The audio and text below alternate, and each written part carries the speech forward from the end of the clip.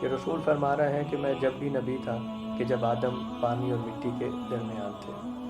میں اور علی ایک ہی نور کے دو ٹکڑے ہیں. رسول کا معجزہ نہیں بلکہ رسول کے ساتھ جڑی ہوئی ہر حقیقت بھی بذات خود معجزہ بنتی چلی گئی.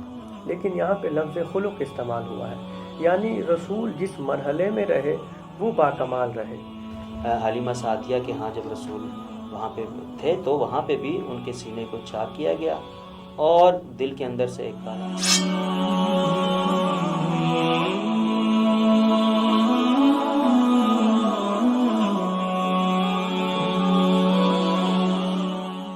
اعوذ باللہ من الشیطان الرجیم، بسم اللہ الرحمن الرحیم.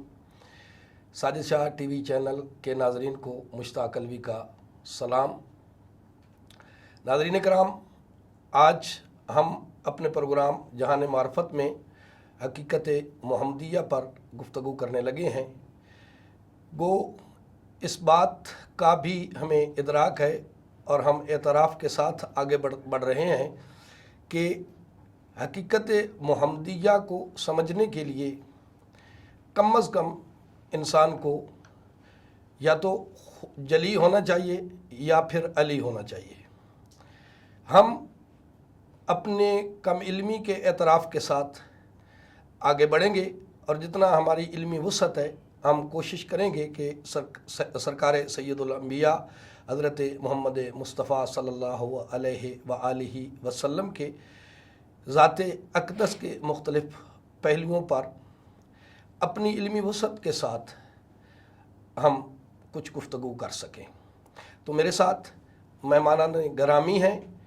سب سے پہلے علامہ ڈاکٹر اشل عباس، یہ پی ایچ ڈی ہیں اور سکالر ہیں مذہبی، اور ساتھ تشریف رکھتے ہیں علامہ علی جواد الحسینی صاحب.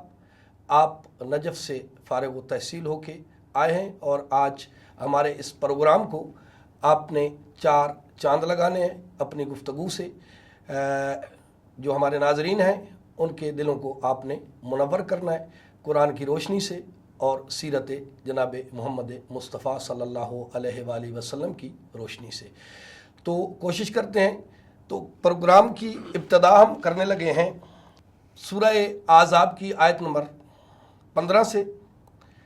اللہ وحدہ لا شریک فرما رہا ہے، یا ایھا النبی انا ارسلناک شاہدا و مبشرا و نذیرا، کہ اے نبی ہم نے آپ کو شاہد بنا کے نہیں بھیجا بلکہ ہم نے بھیجا ہے کہ آپ پہلے سے شاہد تھے، یعنی پہلے سے گواہ تھے. و مبشرا، اور پہلے سے بشارت دینے والے تھے. و نذیرا، اور پہلے سے آپ ڈرانے والے تھے. یعنی آپ بشیر بھی تھے، نذیر بھی تھے، مبشر بھی تھے اور نبی بھی پہلے سے تھے، آئے بعد میں. تو ہم اس آیت کو آگے بڑھائیں گے. اس آیت کا تفہیم کے لیے میں تھوڑا سا آگے بڑھوں گا. یہ جو جملہ ہے، یہ جو آیت ہے، یہ ذوی الحال ہے، یہ حالت کو ظاہر کر رہا ہے. یعنی اللہ کہنا یہ چاہتا ہے کہ یا ایھا النبی، اے نبی، انا ارسلناک، ہم نے تجھے بھیجا، شاہدن، کہ آپ شاہد تھے، و مبشرن، اور بشارت دینے والے تھے، و نذیرا، اور ڈرانے والے تھے. یہ بالکل ایسے ہی ہے جیسے جاءنی زید راکبن، میرے پاس زید آیا، در حالانکہ وہ سوار تھا، یعنی وہ سوار پہلے سے تھا، آیا بعد میں. اسی طرح محمد نبی پہلے سے تھے، بشیر پہلے سے تھے، نذیر پہلے سے تھے، مبشر پہلے سے تھے، آئے بعد میں. تو آپ، میرا پہلا سوال ڈاکٹر صاحب آپ سے ہے کہ آپ اس آیت کو کس حوالے سے دیکھتے ہیں اور کیسے دیکھتے ہیں؟ جی بہت شکریہ علی صاحب، آپ نے بہت خوبصورت انداز میں سوال کو انٹرپریٹ کیا ہے. اور عقیدہ رسالت چونکہ ہمارے بنیادی عقیدوں میں سے ایک عقیدہ ہے، اور یہی وہ عقیدہ ہے کہ جس کی وجہ سے ہم تمام انسان مسلمان کہلاتے ہیں، کیونکہ کلمہ محمد مصطفیٰ پڑھتے ہیں. اب یہاں اس آیت میں جو بات ہے کہ ہم نے رسول کو بھیجا بشیر بنا کے نذیر بنا کے، تو یہاں مجھے ایک حدیث رسول یاد آ رہی ہے، کنت نبیا و آدم و بین الماء والطین، کہ رسول فرما رہے ہیں کہ میں جب بھی نبی تھا کہ جب آدم پانی اور مٹی کے درمیان تھے۔ تو اگر عقیدہ رسالت پہ ہم گفتگو کریں اور اگر ہم اس نظریے پہ بات کریں کہ کیا رسول دنیا میں آ کے رسول بنتا ہے یا پہلے سے رسول ہوتا ہے، اعلان دنیا میں آ کے کیا جاتا ہے، تو یہاں پہ مسلمانوں کے دو عقیدے پائے جاتے ہیں۔ ایک کلاس کا عقیدہ یہ ہے کہ رسول اس دنیا میں آ کے رسول بنتا ہے، اس کا انتخاب اس دنیا میں آ کے ہوتا ہے، اور ہم جو گھرانہ اہل بیت کے ماننے والے ہیں، ہم جو خانوادہ رسول کے ماننے والے ہیں کہ جنہوں نے دین اسلام رسول کے خانوادے سے لیا ہے، ہمارا یہ ماننا ہے کہ رسول اس دنیا میں آ کے رسول نہیں بنتا، بلکہ رسول پہلے سے تھے، دنیا میں آ کے صرف اعلان رسالت کیا جاتا ہے۔ اگر اس بات کو ہم دوسرے نظریے سے دیکھیں کہ رسول دنیا میں آ کے رسول بنتا ہے، تو پھر یہ بحث بہت طویل ہو جائے گی، پھر یہ سب نکات ہمیں دیکھنے پڑیں گے کہ آخر خدا کا معیار کیا ہے، کس شخصیت میں وہ کیا کمال دیکھتا ہے کہ اس کو رسالت کے لیے منتخب کر لیتا ہے۔ تو پھر شاید اور بھی بہت سی چیزیں ہمیں ڈسکس کرنی پڑیں گی کہ وہ کون سے کمالات ایسے ہیں کہ جن کو دیکھ کے اللہ کسی انسان کو رسول بنا دیتا ہے۔ تو ہم چونکہ گھرانہ اہل بیت کے ماننے والے ہیں، ہم ائمہ اطہار کے ماننے والے ہیں، ہمارے ہاں رسالت کا عقیدہ اس طرح سے نہیں ہے، بلکہ ہمارے ہاں رسالت کا عقیدہ اس طرح سے ہے کہ رسول تخلیق آدم سے پہلے بھی موجود تھے، دنیا میں آ کے صرف اعلان رسالت کیا اور دنیا کو یہ بتلایا کہ میں اللہ کا نمائندہ ہوں اور میں اس کی طرف سے بھیجا ہوا ہوں، اور پھر سلسلہ ہدایت یہاں سے شروع ہوا۔ بہت خوب قبلہ، آپ کی تائید کے ساتھ ہم آگے بڑھیں گے کہ سید الانبیاء کی ایک حدیث ہے، اول ما خلق اللہ نوری، اللہ نے سب سے پہلے میرے نور کو خلق کیا۔ تو سب سے پہلے اس بات کی دلیل ہے کہ کچھ نہ تھا تو ان کا نور موجود تھا۔ ان کی بات کی تائید کرتے ہوئے میرا آپ سے سوال ہے علامہ صاحب علی جواد الحسینی صاحب، کہ اگر یہ پہلے سے تھے تو نبی ہونے کے لیے امت کا ہونا ضروری ہے۔ اگر یہ پہلے سے نبی تھے تو وہ امت کون سی تھی اور کس پہ نبی تھے؟ آپ ذرا اس کی تشریح فرمائیے۔ بسم اللہ الرحمن الرحیم۔ میں انتہائی مشکور ہوں، آپ نے ہمیں اس پروگرام میں مدعو کیا، بہت شکریہ آپ کو۔ اور سوال کہ کن تو نبی و آدم و بین الماء والطین، میں اس وقت بھی نبی تھا جب آدم کی مٹی مٹی میں تھی اور پانی پانی میں تھا۔ تو انتہائی خوبصورت سوال آپ نے یہ کیا کہ اگر وہ اس وقت بھی نبی تھے تو پھر سوال یہ پیدا ہوتا ہے کہ امت کون سی تھی۔ تو اسی کے ضمن میں یہ عرض کر دوں کہ امیر المومنین کا ارشاد ہے اسی حدیث کے ساتھ ملتا جلتا، اور مولا فرما رہے ہیں کہ کن تو ولیًا، میں اس وقت بھی ولی تھا، آدم و بین الماء والطین، جب آدم کی مٹی مٹی میں تھی اور پانی پانی میں تھا۔ یہ انوار مقدسہ، جیسے آپ نے ابھی ارشاد فرمایا کہ اول ما خلق اللہ نوری، اللہ نے سب سے پہلے میرے نور کو خلق کیا۔ سوال کرنے والے نے کہا یا رسول اللہ، سب سے پہلے آپ کا نور خلق ہوا تو اس کے بعد کیا خلق ہوا؟ تو بلا فاصلہ رسول نے ارشاد فرمایا انا و علی من نور واحد، میں اور علی ایک ہی نور کے دو ٹکڑے ہیں۔ تو کیا نور محمد اور نور علی، یہ دو نور، کوئی اور انوار بھی ہیں؟ تو بالکل، اور انوار بھی عرش کی دائیں طرف موجود تھے۔ وہ کون سے تھے؟ اس کے لیے میں آپ کو ایک دعا یاد کرواتا ہوں کہ جو حضرت آدم نے دعا مانگی تھی، یا اللہ بحق محمد و انت المحمود و بحق علی و انت العلا و بحق فاطمہ زہرا و انت فاطر السماوات والارض و بحق الحسن و انت المحسن و بحق الحسین و انت القدیم الاحسان۔ تو اللہ نے جب اپنے حبیب کے نور کو خلق کیا تو ان کے ساتھ ہی اسی نور سے یہ چار نور مشتق ہوئے، نور امیر المومنین، نور جناب سیدہ سلام اللہ علیہا، نور حسن اور نور حسین۔ اور اسی نور کو دیکھ کر فرشتوں نے تسبیح سیکھی، اسی نور کو دیکھ کر فرشتوں نے تحلیل سیکھی، جب یہ رکوع کرتے تو فرشتوں نے ان سے دیکھ کے رکوع کو سیکھا، جب یہ سجدہ کرتے تھے فرشتوں نے دیکھ کر سجدہ سیکھا۔ تو جب محمد مصطفیٰ اس وقت موجود تھے جب کچھ نہ تھا، لیکن یہ نور موجود تھے، اور ان انوار مقدسہ کی جو موجودگی ہے، چونکہ نور محمد موجود ہے اور یہ انوار مقدسہ موجود ہیں، تو اگر نبی اس وقت بھی موجود ہے تو امت کون سی ہے؟ تو پھر اس وقت امت یہی انوار مقدسہ ہیں۔ بے شک، بلا شک و شبہ، یہ کہ امیر المومنین بھی رسول کی امت میں ہیں، بے شک، جناب سیدہ بھی رسول کی امت میں ہیں، بے شک، امام حسن بھی رسول کی امت میں ہیں، اور امام حسین بھی رسول اللہ کی امت میں آتے ہیں۔ تو جب کچھ نہ تھا، نور محمد تھا، تو امت یہ انوار مقدسہ تھی۔ بہت خوب۔ آپ کی بات کو آگے بڑھاتے ہوئے میں اگلا سوال علامہ صاحب، ڈاکٹر صاحب سے کروں گا۔ ایک آپ کی بات سے مجھے زینب یمانی کا ایک سوال امیر ممکنات سے جو انہوں نے کیا وہ سامنے آ رہا ہے کہ مولا جب کچھ نہ تھا تو آپ تھے،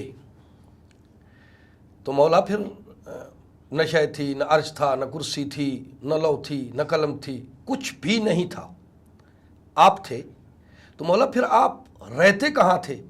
تو مولا نے بہت خوبصورت جواب دیا تھا۔ مولا نے فرمایا کہ کنا موجودین فی غامد علم اللہ، ہم اللہ کے علم کی گہرائیوں میں رہا کرتے تھے۔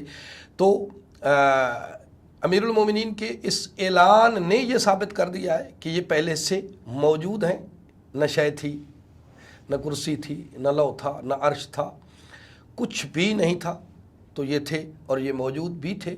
تو آپ ہی کی بات کی تصدیق بھی اس مولا کے فرمان سے ہوتی ہے۔ تو میرا اگلا سوال قبلہ ڈاکٹر علامہ اشل عباس سے ہے۔ ڈاکٹر صاحب آپ یہ بتائیے کہ ہر نبی کے پاس معجزہ تھا، ہر نبی معجزہ لے کے آیا ہے۔ میں ایک دو انبیاء کا، یعنی حضرت صالح کے پاس معجزہ ان کی اونٹنی تھی، اور حضرت موسیٰ کے پاس معجزہ ان کا عصا تھا۔ تو کیا ہمارے نبی معظم بھی کوئی معجزہ لے کے آئے؟ اگر لے کے آئے تو ان کے باقی انبیاء کے معجزوں میں اور سید الانبیاء کے معجزے میں فرق کیا ہے؟ جی ذرا فرق کو واضح کریں۔ بہت خوب علوی صاحب، یقیناً جتنے بھی انبیاء اللہ نے دنیا میں بھیجے ہیں انہیں مختلف معجزات عطا کر کے بھیجا ہے۔ یعنی آپ نے حضرت موسیٰ کا تذکرہ کیا، تو حضرت موسیٰ کو اللہ نے عصائے موسیٰ، وہ بھی ایک معجزہ تھا، ید بیضا وہ بھی ایک معجزہ تھا، اور حضرت صالح کی بات کی تو حضرت صالح کی اونٹنی جو ہے وہ بھی ایک معجزہ تھی۔ لیکن جو چیز منفرد ہمیں نظر آتی ہے باقی انبیاء میں اور ذات رسول خدا میں، وہ یہ نظر آتی ہے کہ ان تمام انبیاء کے جو معجزات تھے وہ ٹائم لیمیٹڈ تھے، وہ زمان و مکان کی قید میں تھے۔ لیکن جو معجزات رسول خدا سے منسوب ہیں وہ اس طرح کے معجزات ہیں کہ آج کی سائنس بھی حیران ہے کہ رسول نے سورج کو واپس پلٹایا، چاند کے 2 ٹکڑے کر دیے، اور جب ابو جہل نے پتھروں کو، کنکروں کو اپنے ہاتھوں میں رکھا اور کہا کہ اگر آپ اللہ کے رسول ہیں تو مجھے بتائیے کہ میرے ہاتھوں میں کیا ہے، تو رسول خدا نے مسکرا کر کہا کہ میں تمہیں بتاؤں کہ تمہارے ہاتھ میں کیا ہے، یا یہ کنکر تمہیں بتائیں کہ میں کون ہوں۔ تو رسول خدا کی ذات سے جو معجزات منسوب ہیں وہ شاید قیامت کی صبح تک ویلڈ ہیں، یعنی وہ آج بھی زندہ ہیں، اور آج بھی سائنس ان تمام معجزات کو ویریفائی کرتی ہے۔ تو اس کو اس زاویے سے لیں کہ جو نبی کے ساتھ جڑ گیا اس نے بھی کائنات کو مسخر کر لیا۔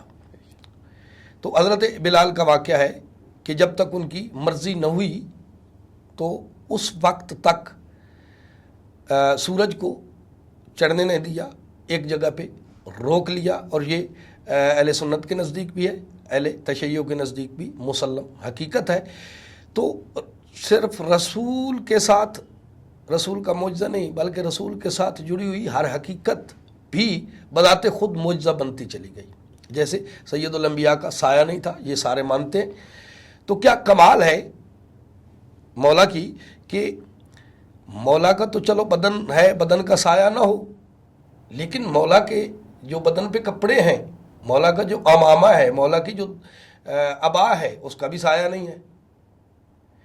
تو کمال یہ ہے ہمارے نبی معظم میں کہ چیزوں کی جبلت کو بدل دیا۔ جو بھی چیزیں ان کے ساتھ جڑتی چلی گئیں ان کی فطرت و جبلت تبدیل ہوتی چلی گئی. تو ہم اگلا سوال جی علامہ قبلہ علی جواد الحسینی صاحب، آپ سے میرا سوال ہے کہ سید الانبیاء علیہ الصلاۃ والسلام کی ایک حدیث مبارکہ ہے. مولا فرماتے ہیں لا یعرفنی الا اللہ و علی، کہ مجھے کوئی نہیں جانتا سوائے اللہ کے اور علی کے، یعنی میری حقیقت کو یا مجھے کما حق کو کوئی نہیں پہچان سکتا، میری کوئی معرفت نہیں کر سکتا سوائے اللہ کے اور علی کے. تو آپ اس کو کس نظر سے دیکھتے ہیں مولا کی اس حدیث کو؟ انتہائی خوبصورت حدیث آپ نے سنائی ہے، اور اسی کے ضمن میں میرے ذہن میں ایک دعا جسے دعائے معرفت کے نام سے یاد کیا گیا ہے. اس کے جملے ہیں اللہم عرفنی نفسک فإنک ان لم تعرفنی نفسک لم اعرف رسولک. اے اللہ تو مجھے اپنی معرفت کروا، اگر مجھے تیری معرفت نہیں ہوئی تو مجھے پھر تیرے رسول کی کوئی معرفت نہیں.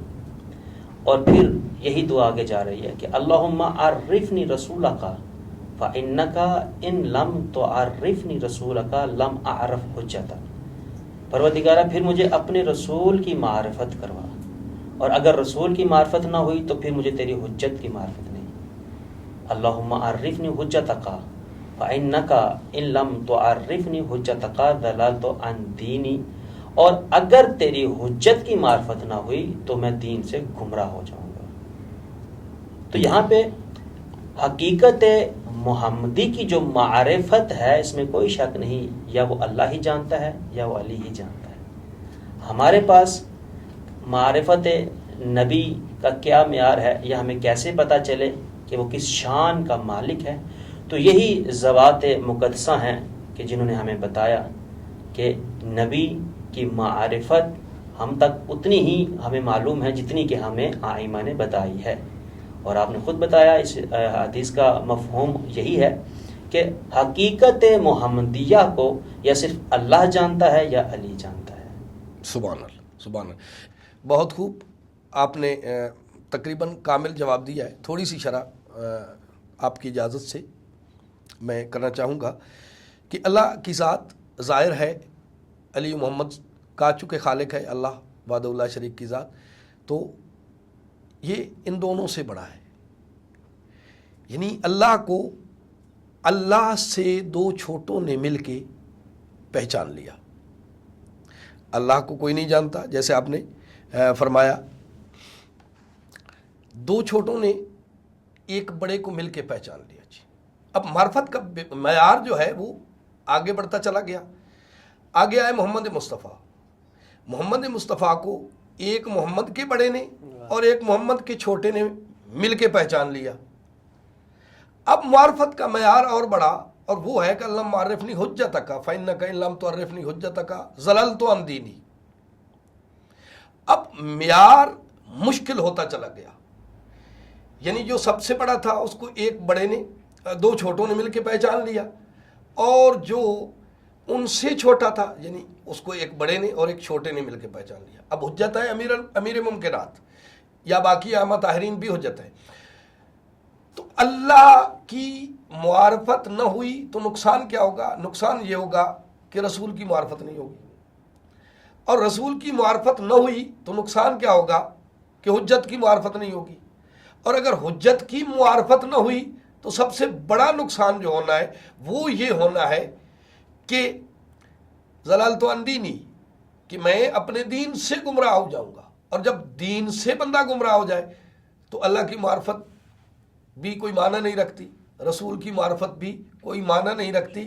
تو لب لباب گفتگو کا یہ ٹھہرا کہ اللہ کی حجت کو پہچاننا ہے، اور حجت کی پہچان اور حجت کی معرفت انتہائی ضروری ہے، اور وہی ہمیں دین سے گمراہ ہونے سے بچا سکتی ہے.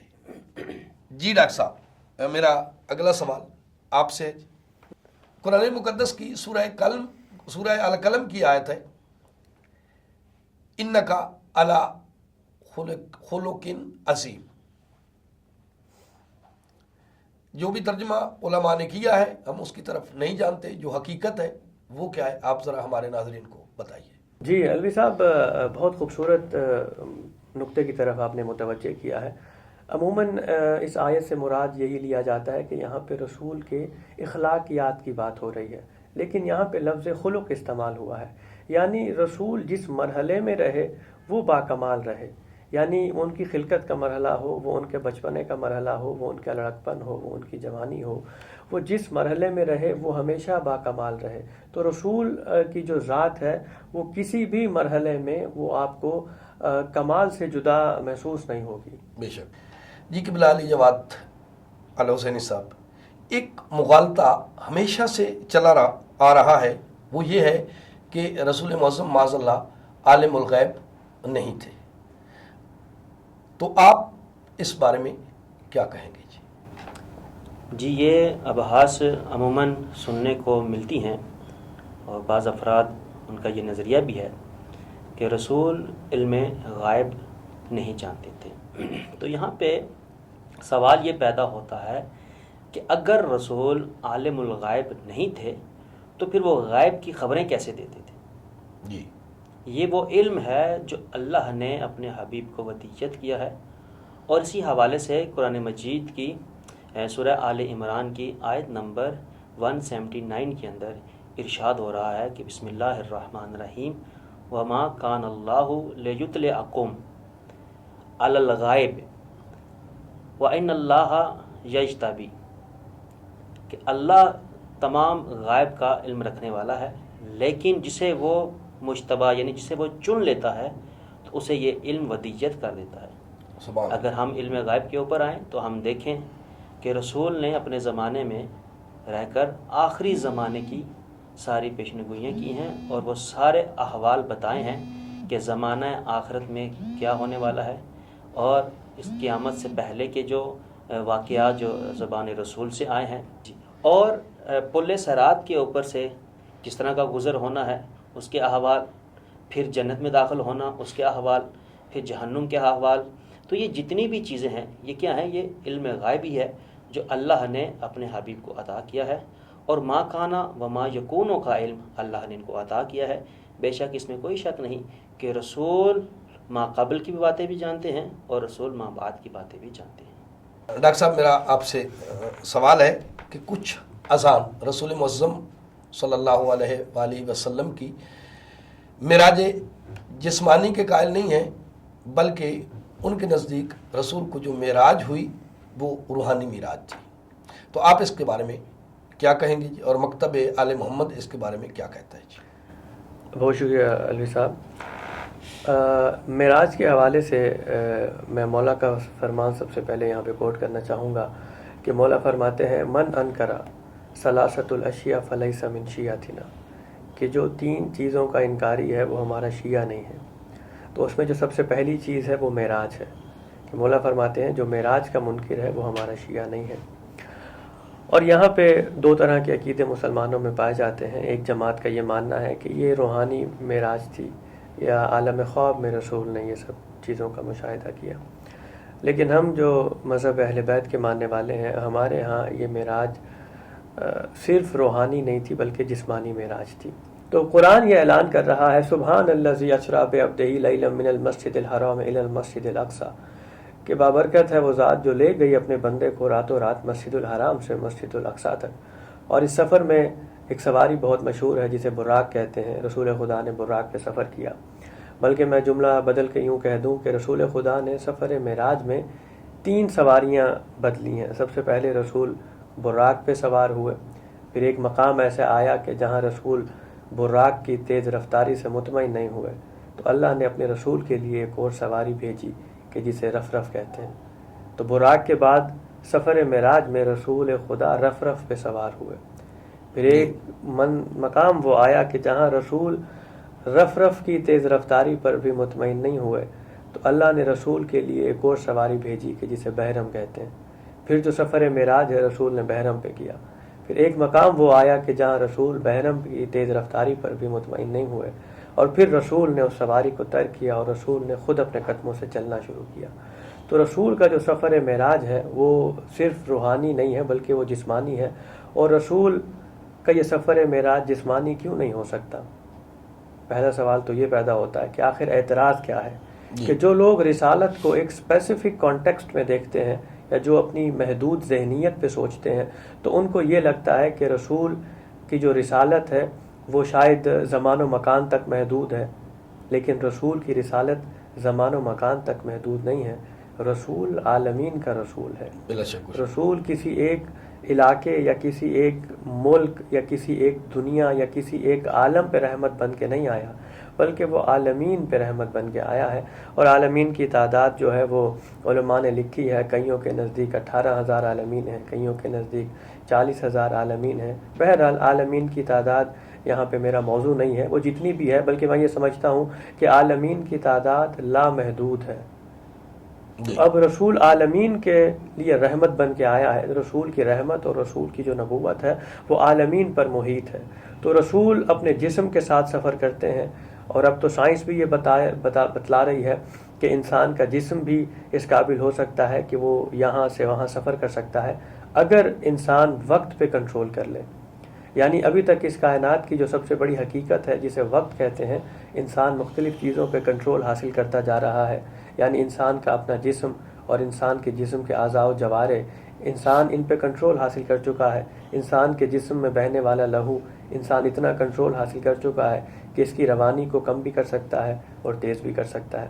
لیکن اس کائنات کی ایک حقیقت ایسی ہے کہ جسے انسان ابھی تک کنٹرول نہیں کر سکا، اور اسے وقت کہتے ہیں. اگر وقت انسان کے کنٹرول میں آ جائے تو پوری کائنات انسان کے کنٹرول میں آ جائے گی. اور سفر معراج کو اگر ہم سائنس کی نظر میں دیکھتے ہیں تو سائنس کی دنیا میں ایک بہت بڑا نام گزرے ہیں البرٹ آئنسٹائن، کہ جنہوں نے سائنسی دنیا میں ایک انقلاب برپا کر دیا کہ جب انہوں نے ایک تھیوری پیش کی کہ جسے تھیوری آف ریلیٹیوٹی بولتے ہیں.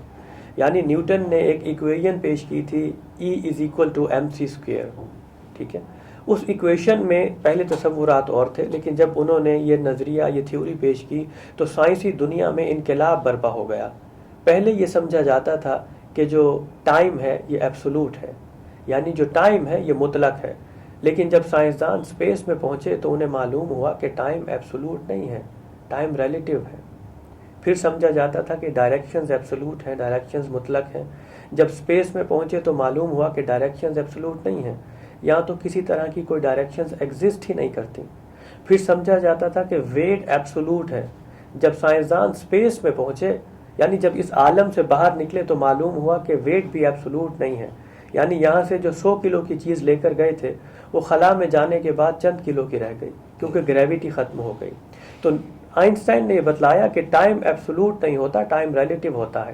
یعنی میں اگر اس بات کو اور آسان کر دوں اپنے سننے والوں کے لیے، ہر مخلوق کا ٹائم زون الگ ہوتا ہے. اب میں جملہ اور آسان کر دیتا ہوں، انسانوں کا ٹائم زون الگ ہے، معصومین کا ٹائم زون الگ ہے. اور نیوٹن نے بھی اس بات کی تصدیق کی، اور البرٹ آئنسٹائن نے اس بات کو مزید واضح کر دیا کہ اگر کسی آبجیکٹ کی سپیڈ لائٹ کی سپیڈ کے برابر ہو جائے تو ٹائم اس آبجیکٹ کے لیے بینڈ ہو جاتا ہے. اب میں جملہ بدل کے کہہ دیتا ہوں، اگر کسی کی رفتار نور کی رفتار کے برابر ہو جائے تو وقت اس آبجیکٹ کے لیے مسخر ہو جاتا ہے. اب جو ہستی سراپا نور ہو، اگر شب معراج وقت اس کے لیے رک جائے تو کسی کے لیے کوئی پرابلم نہیں ہونا چاہیے. جی قبلہ علی جواد صاحب، میرا آپ سے سوال ہے کہ ایک مکتب فکر کا یہ عقیدہ ہے کہ رسول معظم کو 40 سال کے بعد نبوت ملی، اور یہ بھی ساتھ ان کا عقیدہ ہے کہ جبریل آئے، انہوں نے کچھ حضور کا سینہ چاک کیا، اس میں کچھ ڈالا، کچھ نکالا، اور پھر سرکار کو نبی کے قابل بنایا، یعنی نبوت کے قابل بنایا. تو آپ اس کو کس زاویے سے دیکھتے ہیں، اور مکتب اہل بیت جو ہے اس کے بارے میں کیا کہتا ہے؟ ذرا ہمارے ناظرین کو آپ بتائیے گا. یہ سوال عموماً معاشرے کے اندر کیا جاتا ہے اور پوچھا جاتا ہے، اور اس سوال کے تناظر میں آپ سے یہ بھی گزارش کر دیتا ہوں کہ برادران کے ہاں وہ یہ کہتے ہیں کہ نبی کے سینے کو چاک کیا گیا، پھر دل کو نکالا گیا، پھر دل سے کوئی کالا دھبا تھا اس کو نکالا گیا. اور اس روایت کو وہ صرف ایک دفعہ نہیں بلکہ وہ کہتے ہیں کہ بچپن میں بھی ایک واقعہ اور کوٹ کیا جاتا ہے کہ بچپن میں بھی حلیمہ سعدیہ کے ہاں جب رسول وہاں پہ تھے تو وہاں پہ بھی ان کے سینے کو چاک کیا گیا، اور دل کے اندر سے ایک کالا نقطہ جو ہے، جو عموماً یہ کہا جاتا ہے کہ وہ ان کے دل کو شاید شیطان چھو گیا ہے یا وہ شیطان کا حصہ تھا، اس طرح سے معاذ اللہ یہ بات کی جاتی ہے۔ تو ہمارے ہاں اس طرح کا کوئی کنسیپٹ نہیں ہے۔ اور آپ نے یہ اکثر سنا بھی ہوگا کہ پھر قرآن مجید کی اس آیت کا بھی حوالہ دیا جاتا ہے، الم نشرح لک صدرک، تو پھر اس بات کو آگے کیا جاتا ہے کہ ہم نے تمہارے سینے کو کشادہ کیا۔ تو ظاہری طور پہ یہ معنی لیے جاتے ہیں کہ شاید رسول کے سینے کو چاک کیا گیا اور وہاں سے دل کو نکالا گیا اور اس کو صاف کیا گیا۔ تو پہلے ضمناً میں یہ عرض کر دوں کہ صاف اس چیز کو کیا جاتا ہے جس میں کثافت ہو۔ تو ہمارے ہاں رسول ازل سے ابد سے رسول ہیں، نبی ازل سے ہیں ابد سے ہیں۔ تو یہ کہنا کہ رسول کے سینے کو چاک ہوا اور ساتھ قرآن کا آیت کا حوالہ دینا، تو اسی تناظر میں آپ کو سورہ طٰہٰ کی آیت نمبر 25 اور 26 کے اندر حضرت موسیٰ نے دعا مانگی تھی، رب شرح لی صدری ویسر لی امری، پروردگارا میرے سینے کو کشادہ فرما دے۔ تو کیا حضرت موسیٰ کے سینے کو چیرا گیا؟ کیا ان کے سینے سے دل کو نکالا گیا؟ کیا وہ اللہ کے نبی نہیں تھے؟ وہ بھی اللہ کے نبی تھے۔ لیکن جب حضرت موسیٰ دعا مانگ رہے ہیں رب شرح لی صدری، پروردگارا میرے سینے کو کشادہ فرما دے، سے کیا مراد ہے؟ میری زبان کی لکنت کو دور فرما دے، یعنی وہ علوم خداوندی جو ودیت ہونے ہیں موسیٰ کے دل کے اندر۔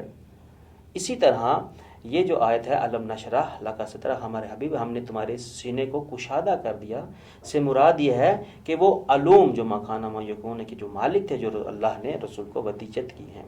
اور یہ کہنا کہ رسول کا سینہ چرا گیا اور وہ حصہ نکالا گیا کہ جس کو شیطان نے چھو لیا تھا، تو سورہ احزاب کی آیت نمبر 33 کے اندر خداوند عالم خود یہ ارشاد فرما رہا ہے کہ بسم اللہ الرحمن الرحیم، انما یرید اللہ لیذھب عنکم الرجس اہل البیت ویطہرکم تطہیرا، کہ اے پیغمبر اور پیغمبر کے اہل بیت، ہم نے آپ سے رجس کو دور کر دیا ہے۔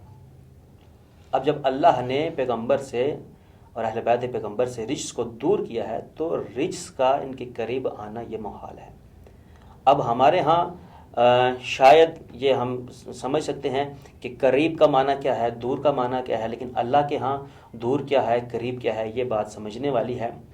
ابھی معراج کی گفتگو بھی ہو رہی تھی، آپ نے قبلہ ڈاکٹر اشل عباس صاحب سے یہ سوال کیا تھا کہ رسول معراج پہ گئے، اور سوالات کرنے والے اکثر یہ سوال کرتے ہیں کہ یہ کیسے ممکن ہے کہ اتنا دور کا سفر رسول اور جسم کے ساتھ کی کیسے ممکن ہے؟ تو ذرا دور اور قریب کے فلسفے کو ذرا ہمیں سمجھنا پڑے گا کہ ہمارے ہاں فلسفہ قریب کیا ہے اور اللہ کے ہاں فلسفہ قریب کیا ہے، ہمارے ہاں فلسفہ دور کیا ہے اور اللہ کے ہاں فلسفہ دور کیا ہے۔ اگر ہم اس فلسفے کو سمجھنا چاہیں تو پہلے ہمیں قرب خداوندی کو سمجھنا ہے، یعنی اللہ کے قریب کو سمجھنا ہے۔ جب ہمیں قریب سمجھ میں آئے گا تو پھر ہمیں اس کا بعید بھی سمجھ میں آ جائے گا، اس کا دور کیا ہے۔ تو حضرت آدم سے لے کر حضرت خاتم تک، اور حضرت خاتم سے لے کر سرکار ختمیہ مرتبت حضرت محمد مصطفیٰ صلی اللہ علیہ وآلہ وسلم کی ذات اقدس تک، اور ان سے لے کر حضرت امام حسن عسکری تک جتنے بھی ادوار آئے ہیں، جتنے بھی انبیاء آئے ہیں، جتنے بھی اولیاء آئے ہیں، جتنے بھی اوصیاء آئے ہیں، وہ یہی کہتے رہے کہ نیک کام کرو، گناہ مت کرو، جھوٹ مت بولو، اللہ کی وحدانیت کا اقرار کرو، اس کے احکام کی خلاف ورزی نہ کرو۔ کیوں؟ فرمایا اس لیے کہ قیامت بہت قریب ہے۔ حضرت آدم سے لے کر حضرت عیسیٰ تک کے انبیاء آتے رہے اور کہتے رہے قیامت بہت قریب ہے۔ حضرت نوح کا دور گزرا، حضرت ابراہیم کا دور گزرا، حضرت موسیٰ کا دور گزرا، حضرت یعقوب کا دور گزرتا ہے، حضرت صالح کا دور گزرتا ہے، اور اپنی اپنی امتوں کو یہی باور کرواتے رہے اور انہیں یقین دہانی کرواتے رہے کہ قیامت بہت قریب ہے۔ لیکن حضرت آدم سے لے کر آج تک ہزاروں سال گزر گئے ہیں لیکن قیامت نہیں آئی۔ لیکن قرآن آج بار بار یہی دعوت فکر دے رہا ہے اور بار بار ہمیں یہی بتا رہا ہے کہ قیامت بہت قریب ہے، قیامت بہت قریب ہے۔ تو وہ قیامت جو اتنی قریب ہونے کے باوجود ہمارے نزدیک اتنی دور ہے، ہزاروں سال گزر جانے کے بعد ابھی تک قیامت نہیں آئی، تو ہمارے نزدیک یعنی ہزاروں سال گزر گئے، اتنی دور ہے تو اللہ کے نزدیک قریب ہے۔ اللہ اس کو قریب کہہ رہا ہے کہ وہ دن معاد بہت قریب ہے، روز حشر بہت قریب ہے، قیامت کا دن بہت قریب ہے۔ تو اتنا عرصہ گزر جانے کے بعد اتنے دور کو اللہ قریب کہہ رہا ہے، تو پھر جسے اللہ دور کہہ دے وہ کتنا دور ہوگا۔ تو اللہ نے فرمایا انما یرید اللہ، ہمارا یہ ارادہ ہے کہ ہم نے تم سے ہر قسم کی نجاست کو، ہر قسم کی کثافت کو دور رکھا ہے۔ تو اب اگر یہ کہنا کہ رسول کے سینے کو چاک کیا گیا اور سینے سے وہ دل نکالا گیا، یہ یقیناً یہ روایت قرآن کے مخالف ہے، اور ہمارے ہاں یہ قانون ہے کہ جو بھی احادیث، جو بھی روایت قرآن کے مخالف ہو جائیں، امام محمد باقر ارشاد فرماتے ہیں کہ وہ ہماری نہیں ہے، اسے دیوار پہ دے مارو۔ ہمارے ہاں چاک صدر کا جو واقعہ ہے اسے تسلیم نہیں کیا جاتا، اس لیے کہ رسول جو ہے وہ رسول بن کے آیا ہے، وما ارسلناک الا رحمت العالمین بن کے آیا ہے، اور وہ بھیجا گیا ہے، نبی بن کے آیا ہے۔ کنتو نبی آدم بین الماء والطین، نبی یہی گفتگو ہو رہی تھی کہ وہ نبی بن کے آیا ہے، نبی آ کے نہیں بنا۔ جی تو قبلہ علامہ علی جواد صاحب، آپ کی ہی بات کو میں آگے بڑھاؤں گا۔ اگر ان کی یہ بات علم نشرح لک صدرا کا کو ہم مان بھی لیں کہ یہ جو ان کی دلیل ہے، جو قرآن کی دلیل ہے، تو شرح صدر اور ہوتا ہے اور شق الصدر اور ہوتا ہے۔ شرح صدر اور شق الصدر میں یعنی سینے کا کھولنا اور سینے کا چاک کرنا دونوں ایک الگ الگ چیزیں ہیں، اور اس کی دلیل سورہ زمر کی یہ آیت ہے، افمن شرح اللہ صدرہ للاسلام، فرمایا کہ جس شخص کا سینہ اللہ نے اسلام کے لیے کھول دیا ہے۔ تو جتنے بھی اسلامی لوگ ہیں، کیا سب کے سب ان کے پاس جبریل کو اللہ وحدہ لا شریک بھیج رہا ہے کہ جاؤ ان کے سینے سے کچھ نکالو؟ اگر علم نشرح کا ہم یہ معنی کریں تو پھر یہاں بھی شرح اللہ الاسلام صدرہ للاسلام، افمن شرح اللہ صدرہ للاسلام، تو یہاں بھی ہمیں یہ ماننا پڑے گا کہ پھر ہر شخص کے لیے، اگر شرح صدر ایسے ہی ہم مان لیں تو پھر ہر شخص کے لیے ہمیں ماننا پڑے گا کہ جو بھی اسلامی ہے اس کا سینہ کھولا گیا ہے۔ تو ایسا تو ممکن ہے ہی نہیں، تو یہاں یہ ماننا پڑے گا، اور اس کے بغیر ہم مانے بغیر ہمارا چارہ بھی نہیں ہے کہ سورہ زمر کی آیت میں جو معنی ہے وہی معنی ہم یہاں سورہ علم نشرح کی آیت میں بھی لیں گے۔ اور کائنات میں کوئی بندہ بھی ایسا نہیں ہے کہ جس کے سینے میں اسلام کو اس کا سینہ پھاڑ کے داخل کیا گیا ہو، اور اگر عام بندوں کے سینوں میں اسلام کو سینہ پھاڑ کے داخل نہیں کیا جا رہا اور نہیں ہوتا تو پھر رسول کا سینہ چاک کرنا کوئی معنی نہیں رکھتا۔ آج کی یہ نشست مہمانوں کے شکریہ کے ساتھ علی جواد صاحب آپ کا بہت شکریہ، اور جناب ڈاکٹر اشل عباس صاحب آپ کا بہت شکریہ۔ آپ کے شکریہ کے ساتھ، اور ناظرین آپ سے میں امید کرتا ہوں کہ آپ انشاءاللہ ہمیں اس پروگرام کو بہتر کرنے کے لیے سجیشن بھی دیں گے، اور ہم بھی کوشش کریں گے کہ اپنے آئندہ پروگرام میں ہم اسے اور بہتر کر کے آپ کے سامنے علمی تحقیق کو پیش کریں۔ آپ کے فیڈ بیک کا انتظار رہے گا، اور میں اپنے ناظرین سے یہ توقع بھی کر رہا ہوں کہ آپ ہمیں کوئی اپنی طرف سے موضوع دیں کہ ہمیں کس موضوع پر اگلی گفتگو کرنی چاہیے، تاکہ ہم آئندہ اپنے پروگرام میں اسے شامل کر کے آپ کے لیے ہم بہترین موضوع کا انتخاب کرتے ہوئے آپ کے سامنے حاضر ہو سکیں۔ تو تمام ناظرین آپ کا بہت شکریہ، امید ہے آپ کو ہمارا پروگرام پسند آیا۔ اللہ حافظ۔